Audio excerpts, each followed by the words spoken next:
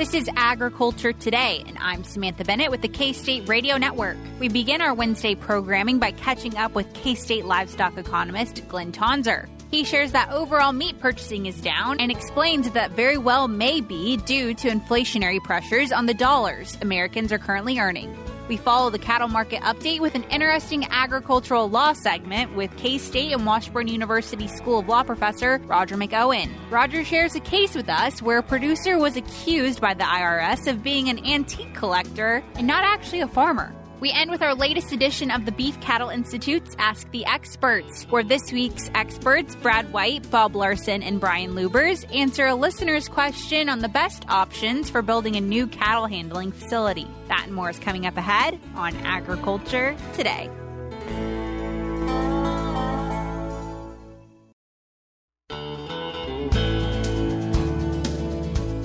This is Agriculture Today. We are joined now by Glynn Tonsor. He's a K-State livestock economist for our cattle market update. Coming to you all a bit late this week, but first and foremost, Glynn, thanks so much for joining us today. Oh, my pleasure, Samantha. So we wanted to start, as we always do, with the cash cattle market. So what did we see in the last week or so? AMS called the fed cattle market through Thursday at 157. That was up slightly on the week. Not a lot of excitement or any big movement that occurred there. When you flip it over to feeder cattle, the Pratt market, most weight classes flat. Two lots that I wrote down just to kind of represent the market that week was 109 head weighing 526, came in at 207, be up slightly from at least 2 weeks earlier. And then 212 head at 776, came in at 176, be kind of on par with what we saw before. So that would round out the cash market. Future contracts, on the other hand, anything crazy happen there? No, not necessarily. So the nearby live cattle is the February contract was 157.5. Thursday's close up about 50 cents from the week before at the same time. And then for feeder cattle, the nearby is the January contract was down about $1.50 on the week. So just a little bit pullback there. That probably stands out more than the other numbers I shared. That's at least in part tied to, we had a small uptick in corn. So corn was up 25 cents.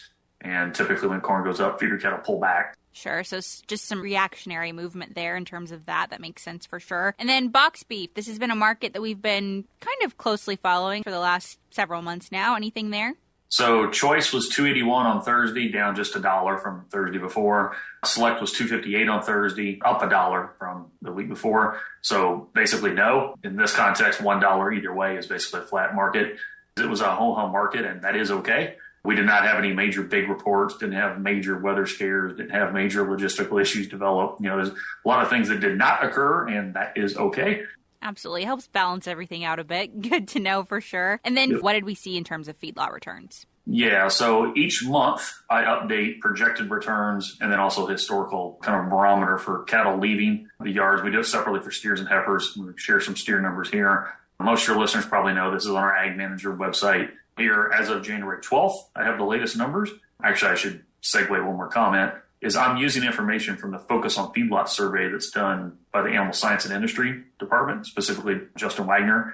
And then I'm marrying that up with a whole bunch of Kansas market information. So that's why it's monthly, is a lot of the production insights. So average daily gains, feed conversion, that kind of stuff I'm taking from the ASI information. But anywho, January through September, we are projecting positive returns. So what I mean by that is cattle leaving the yards in January through September are projected to come out at a net positive. $88 is the positive number for January, down to about $45 when we look out to September. Where things peak currently is in the April to June period, specifically the May closeout, sort of north of $200 per head currently. If I was to put a bow on this compared to certainly where we were a year ago, but even just like 6 months ago in this exercise, is projected fed cattle prices. So the determinant of revenue is definitely higher than it was then. Feeder prices are also higher, so we're paying more for the animals coming into the yard, but the revenue is growing quicker than the cost is what's allowing those net margins. And these are projections, of course. They're not realized yet. We'll realize them as 2023 develops. Cost of gain is expected to improve, still be high by historic standards, but coming off some of the very high levels. And that is helping these margins as well the next few months. So hopefully I didn't lose people with the numbers there. They can go to Ag Manager and pull down the PDF and look at more details. But positive returns for the Kansas feedlot sector is what we're currently projecting for, the first 3 quarters of 2023. I think you highlighted May through, was it June or July there, with really high returns. And that's kind of expected, right, with that being primetime grilling season? Well, that's a component. The April live cattle contract is a component of that. So there's some seasonal components that you're alluding to on the demand side. There's also, differences on the cattle that are available to come out. The calf-fed market is different than those that went through grazing systems or on summer grass before we put them in the yard. So there's some differences in the animals leaving the yard in, say, April than there is September. Is a component of that that's more supply side story. But you're exactly right. You have the holiday grilling demand, Memorial Day leading into demand for the 4th of July. There's some meat geeks like me that fire up the grills for, 3 or 4 months on end, right? Not just around those holidays. All of that is helping pull up demand for beef and therefore fed cattle in these projections. Well, good to know for sure in terms of that data. And I know that obviously the meat demand monitor is a huge part of what you supply Ag Manager with. So in the last month or so, what has the meat demand monitor really shown?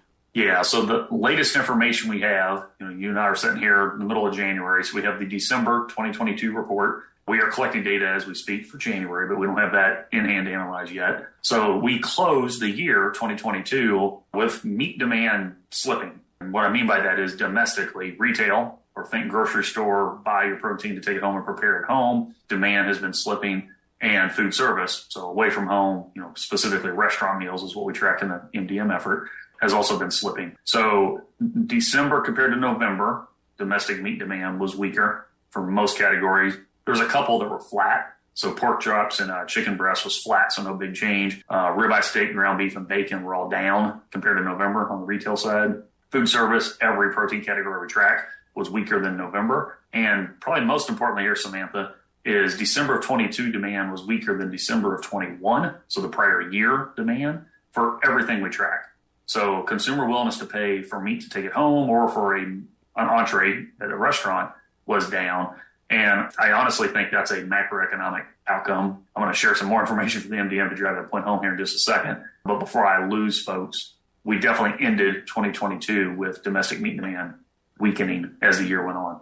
I also feel like when you put it in the macro approach, like you said, when you compare it to 2021, maybe people's budgets around this time of year compared to last year just a bit tighter, right? They are, and there's some insights from the MDM that support that, and there's some from the Federal Reserve that support that, and I'm going to give your listeners the latter first.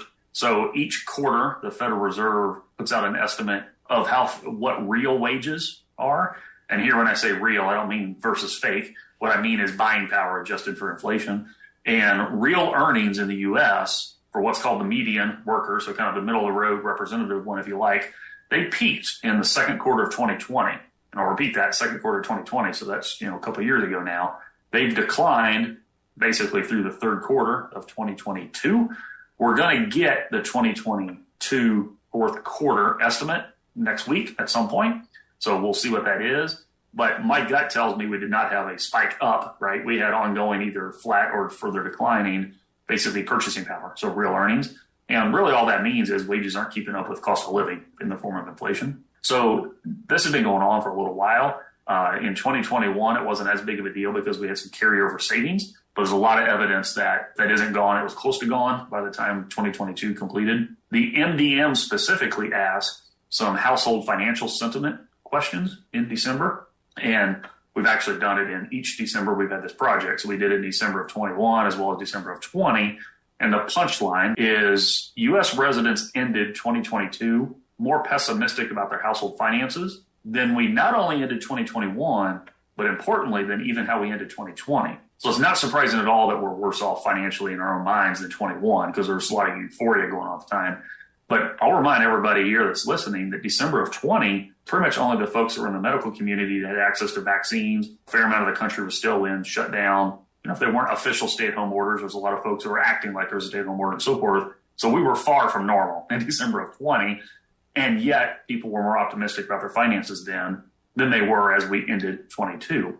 Just to give a specific statistic to drive that point home, one of the things we asked was, how did your year end compared to the year before? And only 19% this past December said that they are better now than they were a year earlier. That was 24% in 21. That's going in the wrong direction. When we asked folks to look forward, so now don't just compare today, but how do you think things are going to be different in December of 23? So fast forward 12 months, only 29% expect things are going to be better for them. A full 23% think they'll be worse off. both of those measures are worse than they were a year and 2 years earlier. So there's a lot of pessimism in U.S. households regarding their finances. And I think that's what's driving a lot of the pullback on domestic meat demand. It's real important that our listeners understand, in my opinion, I haven't seen evidence of a concern about the quality of the product. So, people still like beef, pork, chicken, the broader meat categories we're talking about here, but I think it's purchasing power. So we have higher costs into the system, and consumer incomes for, kind of the middle of the country from an income perspective aren't keeping up with the cost of living. As you were speaking there, you answered the question I had formulating in my mind was, do you think we were just at such a pit in 2020 at this time? But clearly that sentiment, when you compare the 2021 data where you asked from the year before comparisons, we're still more pessimistic now than we were then. That is exactly right. And, some of that, we had very elevated uncertainty is what I was trying to remind folks of. But we still had a fair amount of federal government aid in our checking accounts at that point. And I don't want to get into the politics of that. That's not the point of that comment. But that is going to directly influence somebody's take on their household finances.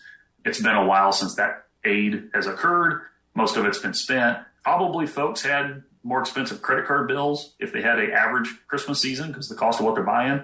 The rate of increases appears to have slowed a little bit, which maybe that's good, but they're still at higher levels. So it's not surprising to me that households are getting pessimistic about their finances. Your listeners probably didn't expect me to spend this much time on this topic. But it's really important because the meat category is very sensitive to economic activity and specifically consumer incomes. And if consumers are concerned about their finances, they're not going to be as willing to spend a dollar, even if they've got it. So this is certainly worth monitoring. For sure. Well, Glynn, I can't thank you enough for the insight you've provided listeners with today. And these updates, as always, very insightful. Thank you so much. Thanks for having me on, Smith. Absolutely. Once again, that was K-State livestock economist Glynn Tonsor joining us for this week's cattle market update. We'll be back with more ahead on Agriculture Today.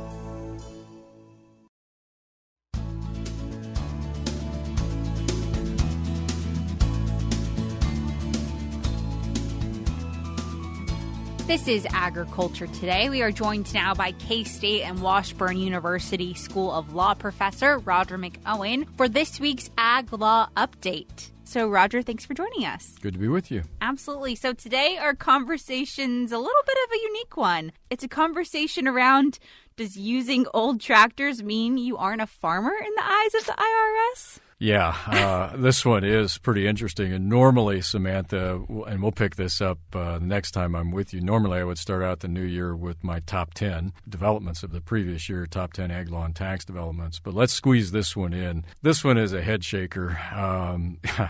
It's funny, but it's also sad because some farmer had to go through an audit with respect to this. But let me set this up. The facts are important to understand on this one. The taxpayer that got audited in this one was a farmer in southwestern Iowa. And he graduated high school in 1971 and bought his first farm in 1975. That was known as the home place. It had a 100-year-old farm home on it, so roughly 1875 was when it was built. Gets married in 77, moves his new bride into the old farm home with him, and that's where they lived and for many years. And his practice was to acquire land and equipment and tractors as he had the funds available. Now, he was working full-time as a route driver for UPS. And so what he would do, this guy was a hard worker. He would get up early in the mornings and he'd farm for a couple hours. He'd go do a shift for UPS. He'd come home, grab a bite to eat, and then he would farm, as the tax court explained it, farm till midnight. And he would do that day after day, week after week, year after year. And he had almost a 40-year track record at the time the audit occurred of doing that. He made it through the farm crisis of the 80s when a lot of other people failed. The tax court said he struggled, but because he didn't have debt, his practice was to simply buy as he had funds available and incur modest amounts of debt, but not much on the real estate. So he didn't lose everything in the farm crisis like some people that extended themselves too far did. And he made it through, and he kept buying tractors. He kept buying equipment. It was old stuff that he could pay for. He'd spend $500 for a tractor here, $800 for a tractor there. I think the most expensive one I saw in the list of tractors ever that he bought was an $8,000 tractor. And he said his reason was he didn't want to incur debt, and he wanted to be able to repair his stuff. By the time we get to the audit, he had 40 tractors. He had 5 tracts of land. He'd buy tracts as they came available, so they ended up being non-contiguous tracts, anywhere from about 6 to 14 miles apart, as the tax court explained it. And he would buy tractors and implements, and he would park them at his various farms, and they would have their individual uses. One tractor might be for cultivation, one might be for spraying, one might be for hauling manure, one might be for haying, and he'd have the associated equipment to attach and detach to those tractors. And so they're all spread out at these farms, and by the time we get to the audit, he has 40 tractors, 37 of which are at least 40 years old, and the other 3 are at least 35 years old. And you can read the opinion. It has the list of everything that he paid for them. And, of course, he's claiming depreciation and his fuel expense. He's writing off his repairs and all of that. He's taking his deductions as a farmer would.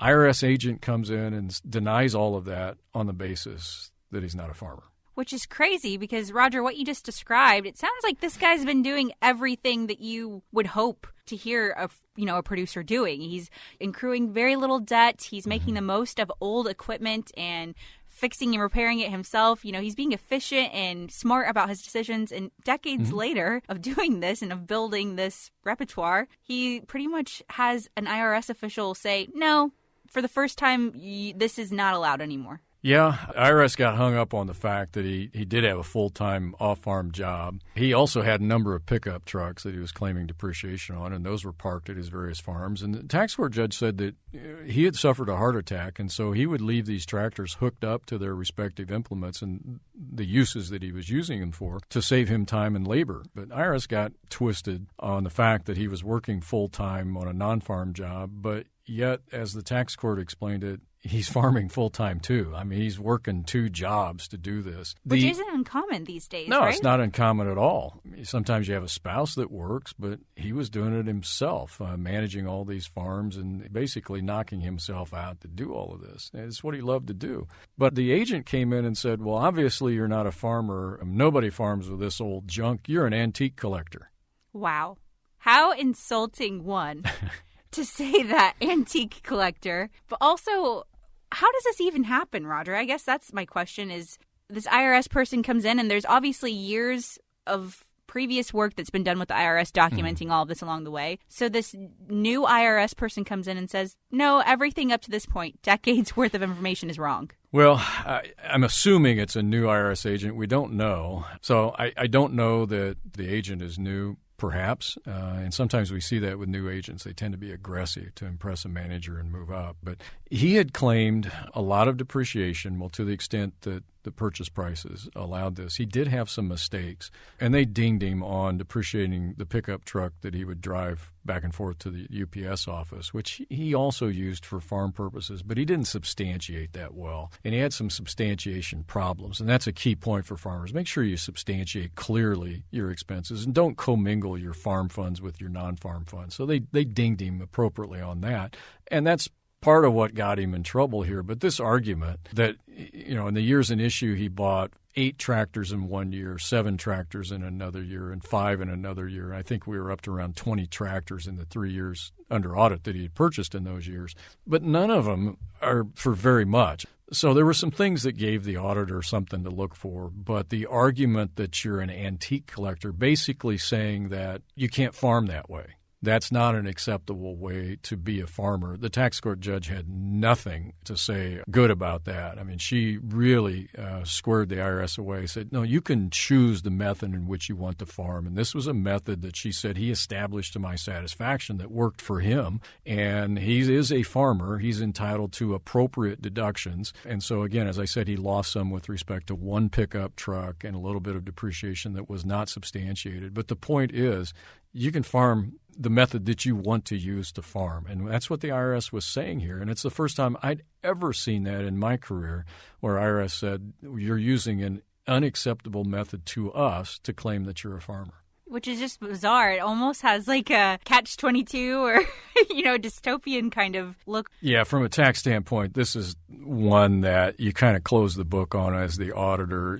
and say, okay, here's a few adjustments, but we're not going to push this to tax court. Here, accept these few adjustments, and that's it. But to bring up an argument that you're an antique collector and not a farmer, it's a new one on me. I've never seen that one before. And fortunately, the tax court judge said, that's not going to work. Absolutely. And we kind of hinted at this earlier in the discussion, but this case specifically kind of brings to the forefront a bigger picture issue here with the IRS and agriculture with new agents. Well, yeah, everybody's heard about that $80 billion of funding in the legislation that was enacted in August of 22, and I get concerned about that because $46 billion of that 80 is for enforcement.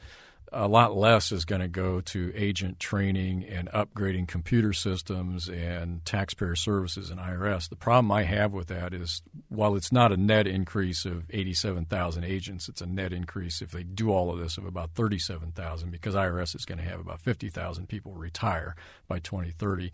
The problem that I see with this and the problem I fear is let's say they hire a net increase of 37,000. Those agents have to be trained. And you take the seasoned agents out of the field to train them, and then you put the new agents out there. Historically, new agents tend to be over-aggressive to try to impress a manager to move up the ladder.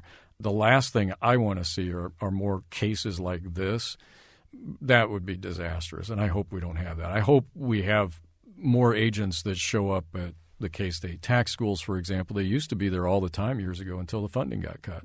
And that creates problems like this because education can solve this. This would never happen with a well-trained agent that understands, no, that's not the issue I need to be focusing on. I need to focus on the lack of substantiation in these things and button this thing up and be done with it. I just fear that we may see more of this kind of stuff down the road.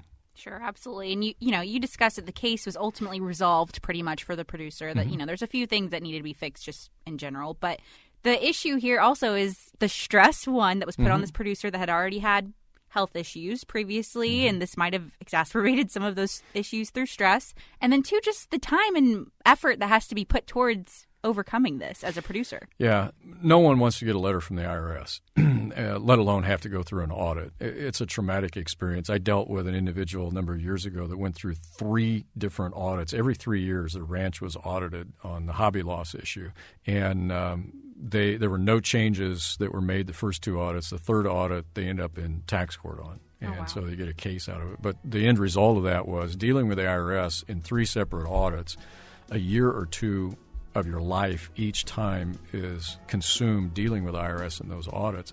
The end result was they finally just sold the ranch and said, we're done with this. And that kind of stuff shouldn't happen. Yeah, that's just sad to think about. Well, Roger, I can't thank you enough for coming in today. You wrote about this subject as well on your blog, so I'll link to that as well if listeners are looking for more information to read through and something to kind of scratch their head and think over. But as always, thank you so much for your time. Thanks, Samantha. Absolutely. Once again, that was K-State and Washburn University School of Law professor Roger McEowen joining us for an Ag Law Update. We'll be back with more ahead on Agriculture Today.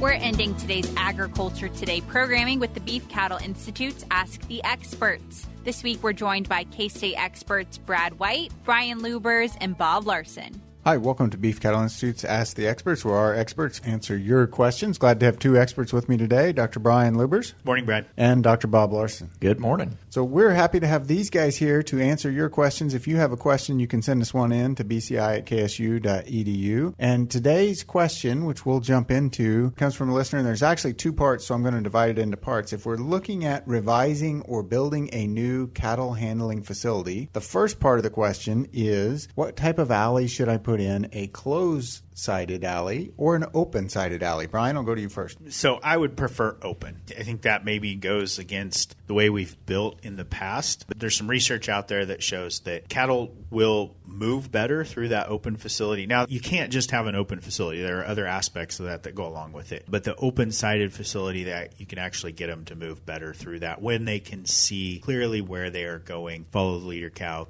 those things. So I'll say open-sided is my preference. Okay. Bob? Well, I think there is a place for either one, but my mind immediately went to, so if I had a veterinary clinic where I've got a lot of activity going on and I've got a wide variety of cattle type, as in how wild they are, how much they're used to people. In my veterinary clinic, I think I'd really like the solid-sided, because I think some of the things that distract cattle with the open-sided is if there are vehicles moving around, people moving around, and those types of things. And at my vet clinic, that's likely. And if maybe at your ranch, that's also possible. You got a lot of farming going on, a lot of other things. Then I think there's a place for solid-sided if you've got a distraction-rich environment or cattle that are particularly difficult to handle. They're wild. And so I think the solid side is a little safer for the cattle and safer for the humans. So I think there's a place for both. But as a veterinarian, I might go with, at my clinic, the solid-sided. So Bob has 8. Brian, you have 7. The distraction-rich environment, just that phrasing, that got a point right there in itself. There you go.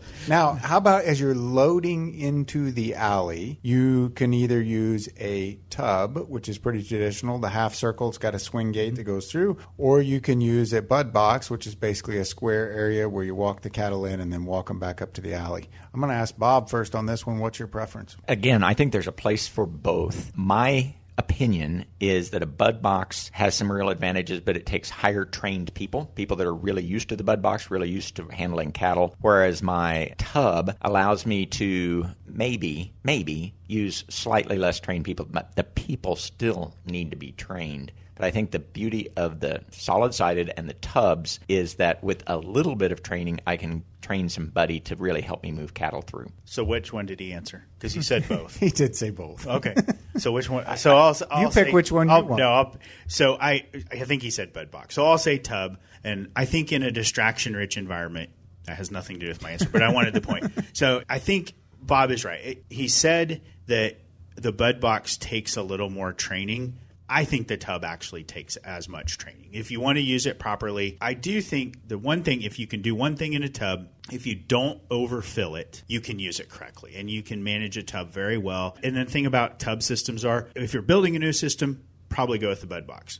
Unfortunately, most people have tub systems, right? That's what was been in place. So I think a tub system can work very, very well with the one caveat that if you don't overfill it, it'll be just fine. Absolutely. And I think that is an excellent point, Brian. So how you use the system is just as important as the type of system. So the facilities are not going to solve if we have cattle handling problems. So quickly, one cattle handling tip. Bob? Pick the right people. Some people are difficult to train. I would even say impossible to train. And so you send them off on an errand to town while you're working cattle. So have the right people that are just good cattle handling people. This is why you send me to town a lot. All the time. Budget more than enough time. And I think that's kind of where Bob was going. Cattle handling is really about patience. So if you're not pressed for time, you'll do it much better. Excellent. Thanks, guys. Brian ended up with 9. Bob, he surpassed you based on his answer of don't overfill the tub or the bud box. Yeah. Thanks for joining us. If you have other questions, you can send us an email at bci@ksu.edu. Once again, those were K-State experts Brad White, Brian Lubbers, and Bob Larson for this week's BCI's Ask the Experts. That concludes today's programming. We'll be back with more tomorrow on Agriculture Today.